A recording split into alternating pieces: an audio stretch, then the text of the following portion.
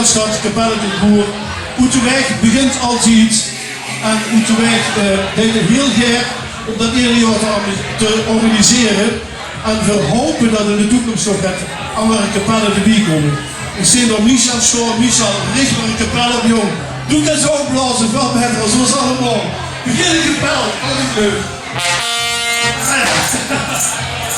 Oké, we hebben ook een beetje serieuzere opening.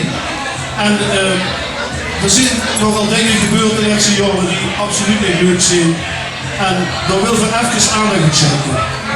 Om te beginnen, dat is mijn taak dan, wil ik hier in gedachten noemen de heer Sef Willems.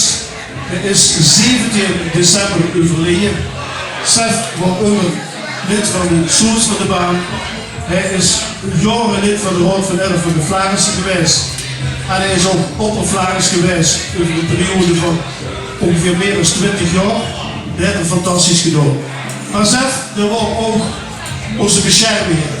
En daarvoor willen we hem ontzettend bedanken dat hij dat al die jaren heel fijn gedaan heeft.